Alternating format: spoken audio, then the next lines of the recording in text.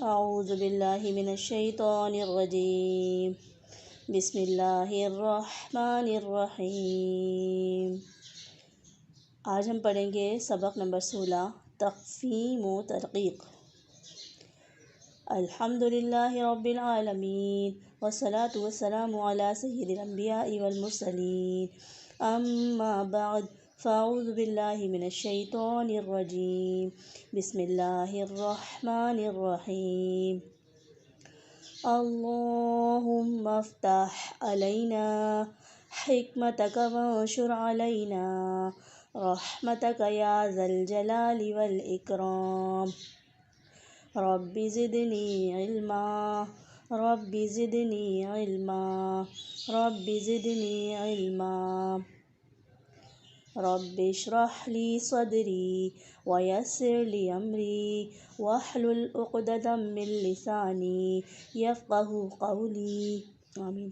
بسم اللہ الرحمن الرحیم۔ تقسیم و ترقیق۔ تقسیم کے معنی حرف کو پر پڑھنا اور ترقیق کے معنی حرف کو باریک پڑھنا۔ تقسیم کے معنی حرف کو پر پڑھنا یعنی موٹا پڑھنا اور ترقیق کے معنی حرف کو باریک پڑھنا۔ 3 حروف الف لام را کبھی پر یعنی موٹے اور کبھی باریک پڑھے جاتے ہیں۔ الف سے پہلے اگر پر حرف آ جائے یعنی کہ حرف مستعلیہ میں سے کوئی حرف آ جائے موٹا پڑھے جانے والا تو الف کو بھی پر پڑھیں گے۔ الف سے پہلے اگر پر حرف آ جائے تو الف کو پر اور باریک حرف آ جائے تو الف کو باریک پڑھیں گے۔ لام اللہ کے لام سے پہلے حروف پر زبر یا پیش ہو تو اللہ کے لام کو پر یعنی موٹا پڑھیں گے۔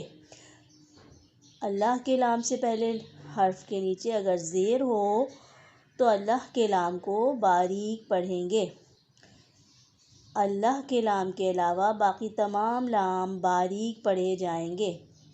را کو پر پڑھنے کی صورتیں: را پر زبر یا پیش ہو تو را کو پر پڑھیں گے۔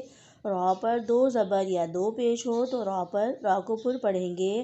را پر کھڑا زبر ہو، را ساکین سے پہلے حرف پر زبر یا پیش ہو، را ساکین سے پہلے عارضی زیر ہو، را ساکین سے پہلے زیر دوسرے کلمے میں ہو اور را ساکن کے بعد حروف مستعلیہ میں سے کوئی حرف اسی کلمے میں ہو تو را کو پر پڑھیں گے۔ را کو باریک پڑھنے کی صورتیں: را کے نیچے زیر یا 2 زیر ہوں تو را کو باریک پڑھیں گے۔ را ساکن سے پہلے زیر اصلی اسی کلمے میں ہو تو را ساکن سے پہلے یا ساکنہ ہو تو را کو باریک پڑھیں گے۔ عارضی حرکتیں یعنی عارضی حرکت: بعض لفظ ایسے ہوتے ہیں جن کے اوپر کوئی بھی حرکت نہیں لگی ہوتی لیکن قواعد کے مطابق اس پر حرکت کو لگانا پڑتا ہے اور اس کو قواعد کے مطابق اس کو لگا کر پھر پڑھا جاتا ہے۔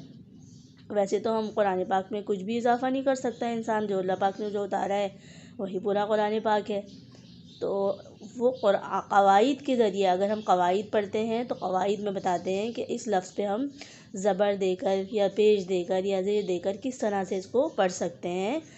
عارضی حرکت کہتے ہیں اسے، یعنی کہ عارضی طور پہ لگانا یعنی کہ اس کو ختم کر دینا۔ جیسے ایک چیز دوسری جگہ سے ہٹائی جا سکتی ہے اسے کہتے ہیں عارضی، اور اصلی وہ ہوتا ہے جو ایک جگہ پر رکا ہوا ہو۔ جس طرح کے گھر بنائے جاتے ہیں، دیواریں ہوتی ہیں تو وہ پکی ہوتی ہیں نا ایک دم، تو وہ اصلی ہوتی ہیں، تو وہ وہیں رکی ہوئی ہیں، وہ عارضی نہیں ہے، وہ اصلی ہو گئی ہیں۔